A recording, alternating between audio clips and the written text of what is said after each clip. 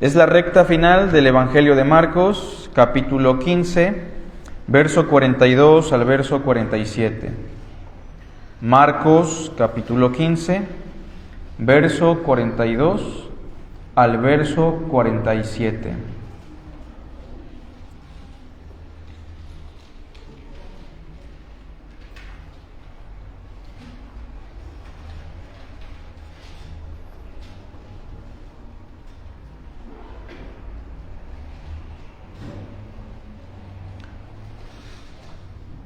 Cuando llegó la noche, porque era la preparación, es decir, la víspera del día de reposo, José de Arimatea, miembro noble del concilio, que también esperaba el reino de Dios, vino y entró osadamente a Pilato y pidió el cuerpo de Jesús. Pilato se sorprendió de que ya hubiese muerto, y haciendo venir al centurión, le preguntó si ya estaba muerto. E informado por el centurión, dio el cuerpo a José, el cual compró una sábana y quitándolo lo envolvió en la sábana y lo puso en un sepulcro que estaba cavado en una peña, e hizo rodar una piedra a la entrada del sepulcro. Y María Magdalena y María, madre de José, miraban dónde lo ponían. ¿Ha sentido usted que su vida como discípulo muchas veces es extremadamente secreta? Y tal vez usted se ha preguntado, ¿no es momento ya de que me manifieste abiertamente, de manera clara, como un discípulo de Cristo? Es decir, ¿no es muy probable que algunos cristianos vivan en secreto su fe? Pero llegará el momento que Dios permite la crisis, probablemente el duelo, probablemente una situación adversa, para que nuestra fe, nuestro discipulado se haga palpable para todos. Este es el caso de un hombre llamado José de Arimatea, quien, afectado por el poder de la cruz, llegó a pasar de ser un discípulo en secreto a ser un discípulo que descaradamente se muestra al ojo público, a pesar de los riesgos que esto pueda representar. Y por eso el día de hoy vamos a reflexionar sobre el siguiente título: Acciones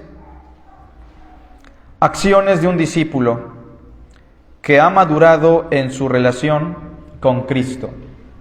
Hay acciones que se deben ejecutar en nuestra vida en algún momento como discípulos, que manifiesten, que revelen que ya hemos madurado en nuestra relación con Cristo Jesús. Y este es el caso de José de Arimatea. Hay ciertas características que yo quiero destacar de José de Arimatea antes de que iniciemos con la reflexión. Por ejemplo, si vemos los textos paralelos de esta situación, buscando el Evangelio de Juan, capítulo 19,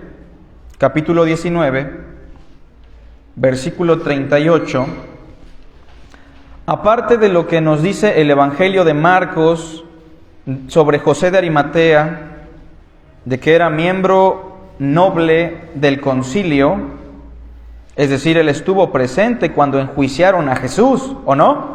Porque lo enjuició el concilio, el Sanedrín. Él era miembro de ese concilio. Sin embargo, vamos a encontrar otras cualidades. El Evangelio de Juan, capítulo 19, verso 38, nos dice: después de todo esto, José de Arimatea, todos juntos, que era discípulo de Jesús, pero secretamente por miedo de los judíos. Es decir, él era un verdadero discípulo, pero en secreto, por temor, por miedo a los judíos y muy probablemente por miedo a perder su posición, su trabajo y los beneficios que él recibía como miembro del Sanedrín. Hay otro personaje muy parecido a José de Arimatea que se menciona en el versículo 39. También Nicodemo, el que antes había visitado a Jesús de noche. Ambos eran discípulos de Jesús en secreto. Ambos esperaban de buena gana el reino de Dios. Esa es la expresión griega, que esperaban de buena gana el reino de Dios. Y ambos tenían una posición desde la cual probablemente ellos pensaron: mi posición, mi dinero, mi influencia va a ayudar a Cristo, va a beneficiar el reino de Dios. Entonces es mejor que me mantenga en secreto como discípulo. Sin embargo, no fue así. Yo quiero que usted imagine la escena de la crucifixión y la vergüenza que tal vez experimentó José de Arimatea al ver a las mujeres cerca de la cruz y al ver a un soldado pagano, un centurión, que con más valor declaró: este hombre verdaderamente era el Hijo de Dios. Y él, como discípulo, nunca tuvo el valor para defender al Mesías en el concilio, en los juicios, pero ha llegado el momento en el que su vida como discípulo secreto de Cristo ha terminado. Su fe ha sido impactada por el poder de la cruz. Él es testigo de la crucifixión de Cristo porque al ser un miembro del concilio muy probablemente tuvo la oportunidad de estar parado junto a Cristo y sin embargo guardó silencio. Pero la crucifixión le proveyó de la fe necesaria para madurar en su relación con el Hijo de Dios. También, si ven conmigo, por favor, el Evangelio de Lucas,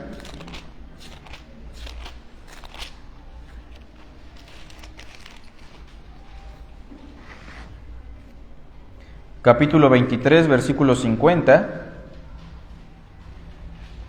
se vuelve a enfatizar quién era José de Arimatea. Había un varón llamado José de Arimatea, ciudad de Judea, el cual era miembro del concilio. Ya sabemos por Juan, también era discípulo secreto de Cristo. Y sin duda era un varón bueno y justo. No era un mal hombre, como tal vez usted no es un mal hombre, una mala mujer, pero era un discípulo que vivía en secreto su fe. O al menos la gente que lo rodeaba no sabía que era discípulo de Cristo. También, si ven conmigo el Evangelio de Mateo, solo como para no dejar suelto ningún texto que aborda la vida de José de Arimatea, capítulo 27, verso 57, nos dice lo siguiente: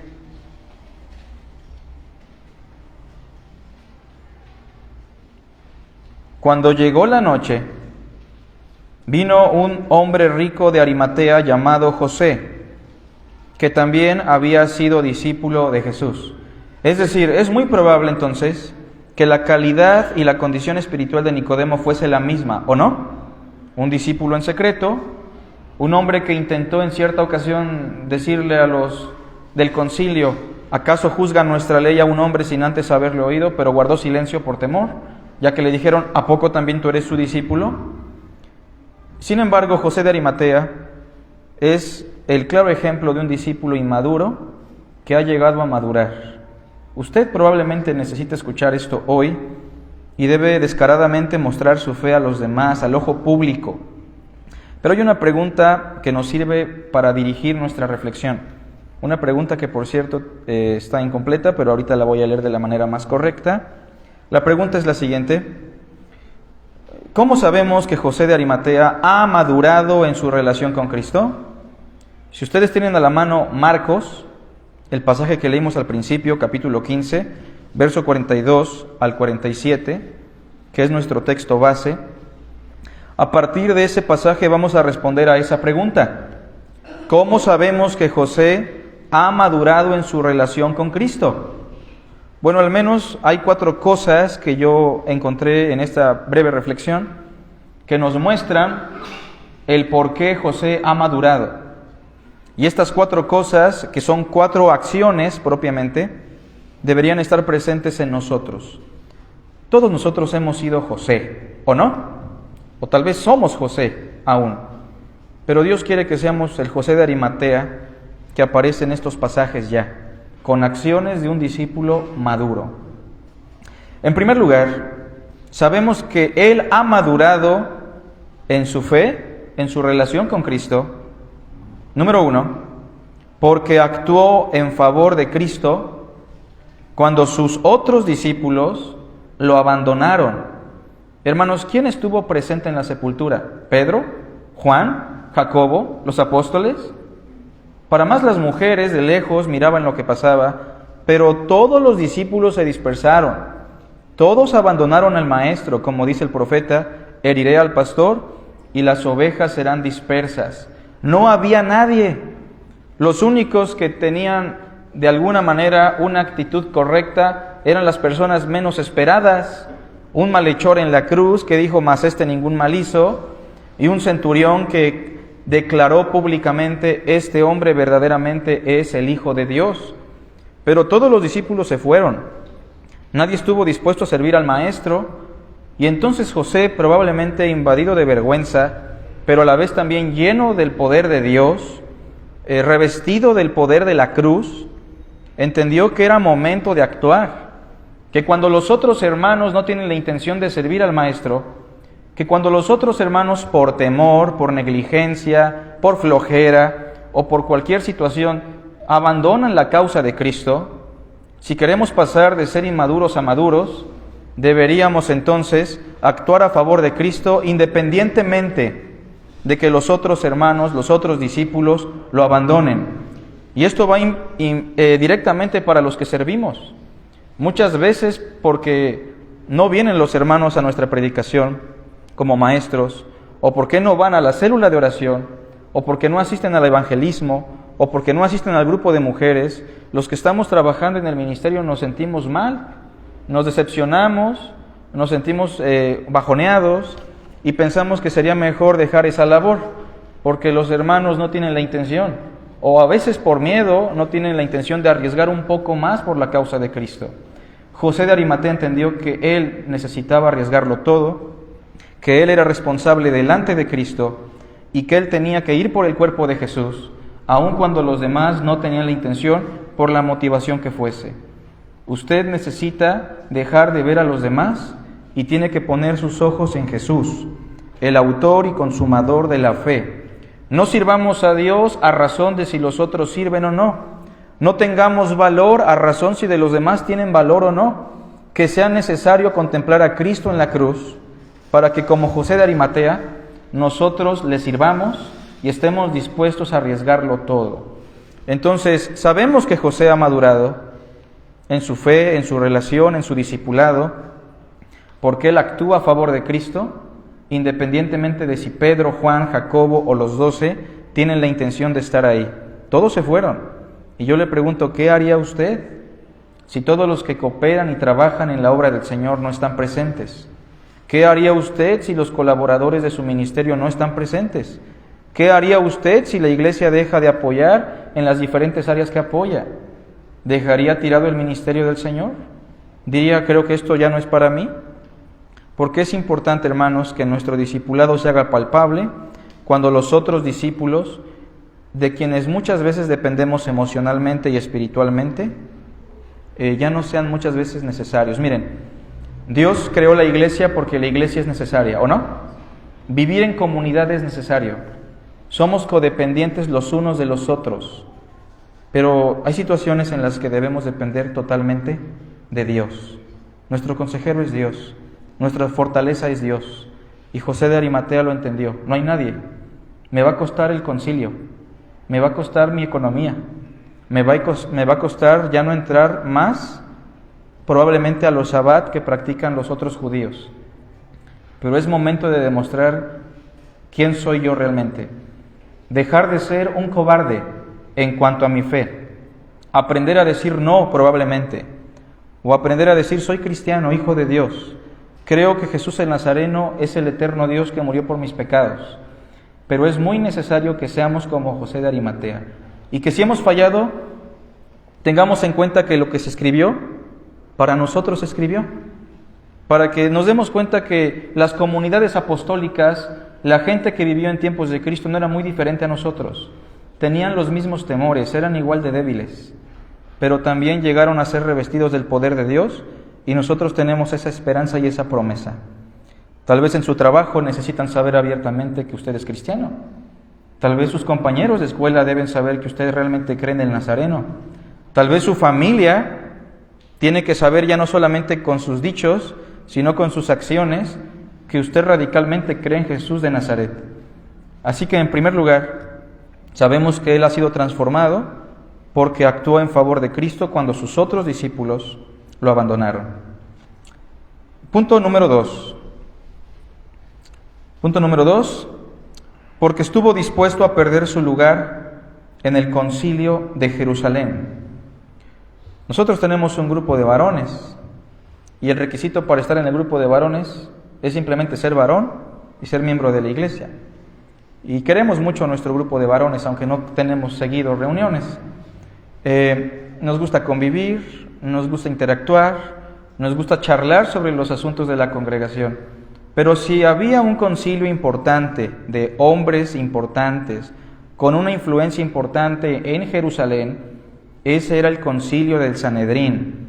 Un grupo de 72 hombres reconocidos como los más importantes de Israel, tenían el título de príncipes de Israel. ¿Se acuerdan de Nicodemo?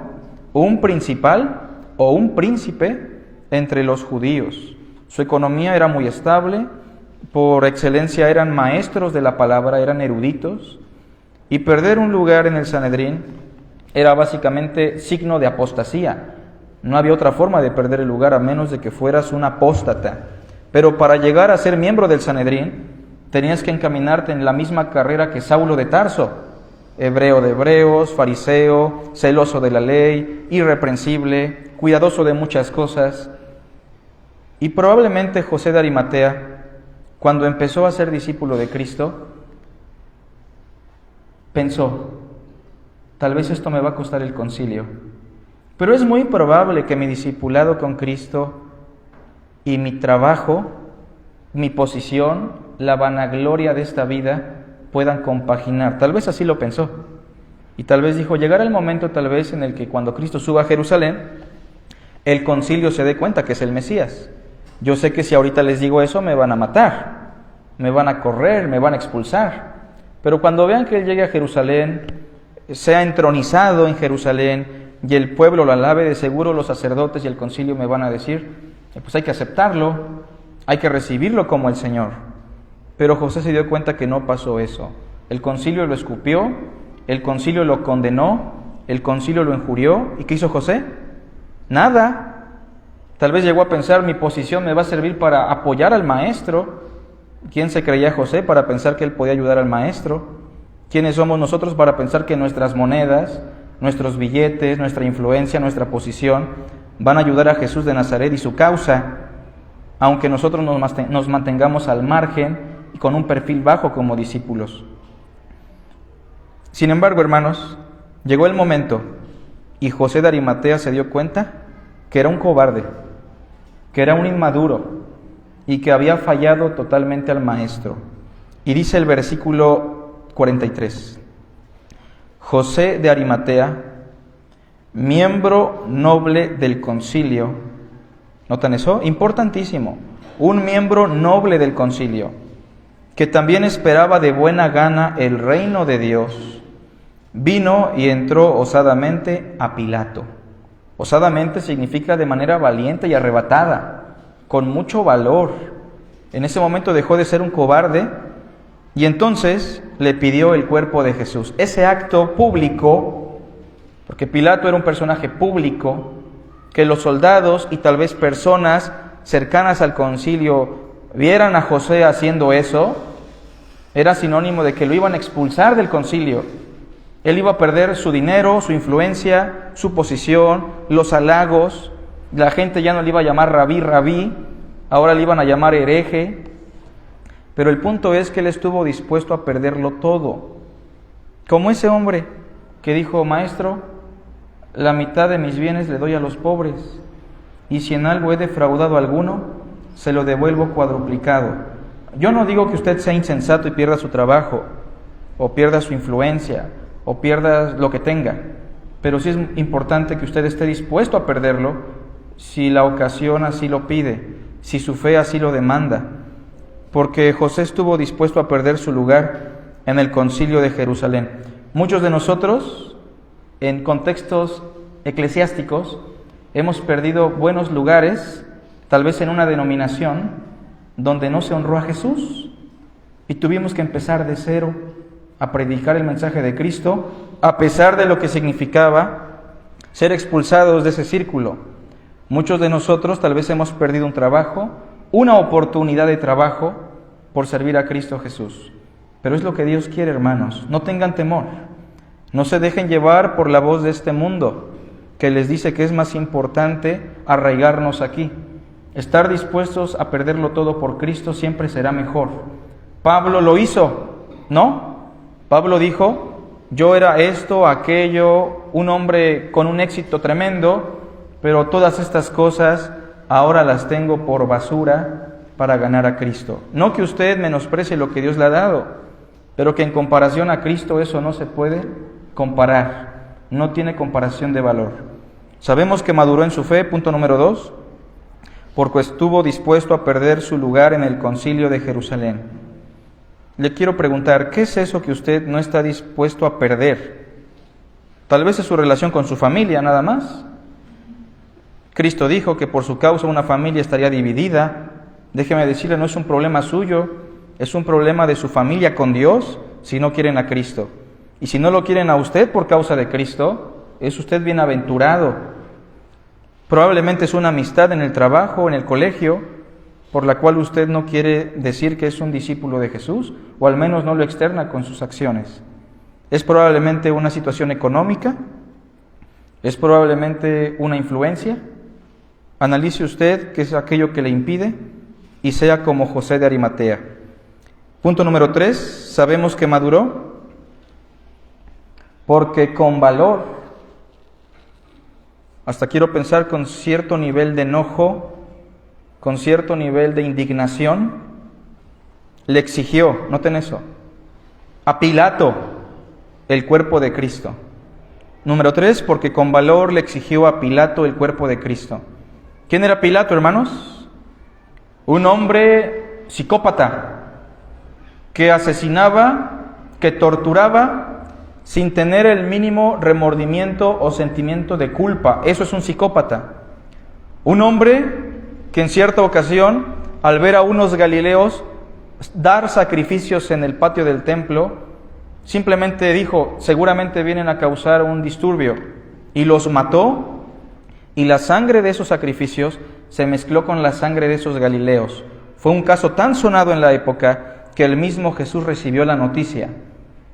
Pilato era un psicópata, era una persona totalmente autoritaria, era un dictador, era un hombre espantoso.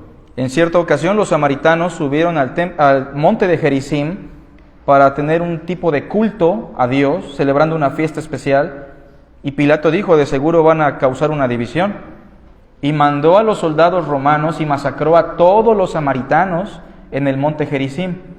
Posteriormente fue tan duro que el mismo emperador lo tuvo que quitar del cargo y lo tuvo que exiliar por ser un hombre tan rudo, por ser un hombre tan duro, por ser un psicópata. Y que José de Arimatea se vista de valor y le exija de manera temeraria a Pilato el cuerpo de Jesús, indica que él ha madurado, indica que él está experimentando lo mismo que va a experimentar Pedro cuando le dijo al concilio: es menester obedecer a Dios antes que a los hombres. También les dijo en su cara: y en ningún otro hay salvación. A veces sí es muy necesario tener valor, a veces sí es necesario perderle el miedo a lo que nos pueda pasar, perderle el miedo a lo que me pueda hacer el hombre. ¿Qué me puede hacer el hombre? No teman a los que matan el cuerpo, mas el ser no lo pueden matar. Y José de Arimatea dejó de tenerle temor a Pilato, dejó de tenerle temor al concilio, tal vez avergonzado se dio cuenta que estaba haciendo mal. Y en el versículo 43 dice, la parte final: vino y entró osadamente a Pilato y pidió el cuerpo de Jesús. Es probable que a veces usted tenga que intervenir con valor en una charla familiar, en una charla de trabajo y decirles, eso es blasfemia. Y Jesucristo no es así. Tal vez usted con valor tiene que decir, la Escritura no dice eso. Ser cristiano no significa eso. Creer en Jesús significa aquello. Tal vez no solamente es mostrarles buenas acciones de amor, sino con valor mostrar quién es Jesús el Nazareno. Y así como José de Arimatea, exigir que no estén jugando con el cuerpo del Maestro, que no estén blasfemando con las cosas del Señor. Porque muchas veces vivimos así, hermanos, en secrecía, en secreto, y no estamos actuando como discípulos maduros. Punto número 3, vuelvo a reiterar. Sabemos que maduró porque con valor le exigió a Pilato el cuerpo de Cristo. ¿A quién le teme usted? ¿A qué le teme usted? El ser humano está lleno de temores. A veces le tememos a quedarnos sin dinero, ¿no? A veces le tenemos miedo a experimentar un cáncer. A veces tenemos temor a que cierto círculo social me deje de hablar. A veces tengo temor de que la familia deje de invitarme a las fiestas. Pero no tenga temor. El Señor dijo, yo estoy contigo todos los días hasta el fin del mundo. El Señor está presente y es más valioso, hermanos. No le tenga temor a nadie, ni siquiera a perder la vida, porque si Cristo resucitó, tenemos la garantía de volver a vivir, ¿o no? Esta vida es temporal. Punto número 4, y termino. ¿Cómo sabemos que José de Arimatea ha madurado en su relación con Cristo? Punto número 4, porque sus bienes los puso al servicio del Señor Jesús. Repito, porque puso sus bienes, su dinero, lo que tenía, lo puso todo por la causa de Cristo. Se le entregó a Jesús. Los evangelios relatan que José de Arimatea había mandado a labrar una peña para tener una tumba, muy probablemente para él o para algún familiar. Esas tumbas solamente eran para los hombres más ricos. Era como comprar probablemente una casa lujosa. ¿Y qué hizo José? La estrenó ¿con quién? Con el cuerpo del Maestro. No solo eso, dice el versículo 46, todos juntos, el cual compró una sábana. Y usted dirá, una sábana, las sábanas están bien baratas. Bueno, ahorita, pero en aquella época las sábanas eran muy caras, seda, lino fino, púrpura. ¿Se acuerdan que a Cristo le quitaron la ropa y se la repartieron? La ropa hoy no vale nada. Usted va al tianguis y compra ropa de 5 pesos. Nuestras hermanitas tienen un bazar y a veces la rematan 3 por 10. Pero en aquellos días usted tenía que comprar simplemente un pedazo de tela y tenía que gastar muchísimo dinero. José de Arimatea se ha desprendido de todo. En ese momento está fortalecido por el poder del Evangelio. Él entrega sin ningún problema la tumba que había preparado. Él entrega una sábana que acaba de comprar. Dice el verso 46, el cual compró una sábana y quitándolo lo envolvió en la sábana y lo puso en un sepulcro que estaba cavado en una peña e hizo rodar una piedra a la entrada del sepulcro. También gastó dinero probablemente en gente que le ayudara a cargar al Maestro y en mover la piedra, ¿o no? Muchas veces nosotros, hermanos, le queremos dar a Dios lo que nos sobra. Y no solo en el ámbito económico, nuestro tiempo. O hay quienes piensan equivocadamente también que dar una ofrenda grande es equivalente a yo no hago nada, pero aquí está mi dinero. Nuestro dinero y nuestros billetes no son lo más importante. Dame, hijo mío, tu corazón, dice el Señor. Dios quiere nuestra vida. ¿Llamarás al Señor? Con toda tu mente, con toda tu alma y con todas tus fuerzas. Dios quiere que nos entreguemos por Él. Él no está entregando su dinero, hermanos. José de Arimatea se está entregando, y eso es el amor. Entregar nuestro ser en beneficio pleno por otro ser. No estoy diciendo que usted no ofrende. Estoy diciendo que más allá de una ofrenda económica, Dios quiere todo lo que somos. ¿Nos creó para quién? Para Él. ¿Cuál es el sentido de la existencia humana? Temer a Dios y guardar sus mandamientos. En eso consiste el todo del ser humano. ¿Por qué se rehúsa usted? ¿No se da cuenta que la vida es muy frágil? ¿Que su salud tan valiosa, que su trabajo tan valioso es frágil? ¿Que su tiempo mal invertido debería estar invertido en el Señor? José de Arimatea invirtió su dinero, su tiempo, sus bienes, vamos a resumir, se entregó totalmente a Jesús.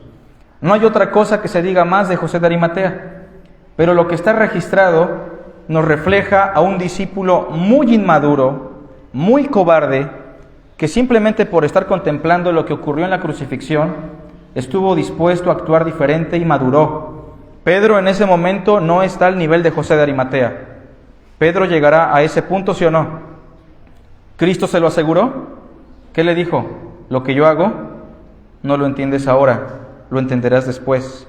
Cuando le dijo, Simón, Simón, Satanás te ha pedido para zarandearte como a trigo, pero no te preocupes, una vez que te arrepientas, regresa y confírmale a tus hermanos. Tenemos una seguridad, que todos somos José de Arimatea. Usted no puede estar dispuesto hoy, pero si es de Cristo, Dios lo va a lograr, porque el que comenzó la buena obra en nosotros, la va a perfeccionar hasta el día de Jesucristo. No se rehúse. Tengamos en cuenta lo que hoy hemos reflexionado, hermanos, y pongamos todo esto en manos de Dios. Nos despedimos en una oración. Padre nuestro que estás en los cielos, gracias Dios por tu santa palabra, gracias por esta reflexión y por lo que ha quedado registrado para nuestra enseñanza. Señor, si estamos viviendo en secreto, si nos da vergüenza abrir nuestra fe, si nos da temor el manifestar quiénes somos, o tal vez si nos da vergüenza decir que nuestro Dios es un carpintero que murió humillado, permítenos como José contemplar la cruz y con valor defender tu causa, invertir todo lo que tenemos en ti. Señor, estar dispuestos a perderlo todo y estar también prestos para servirte a pesar de que los otros discípulos puedan no tener la intención. Padre Santo, te damos la honra y la gloria. En el nombre de Cristo Jesús. Amén.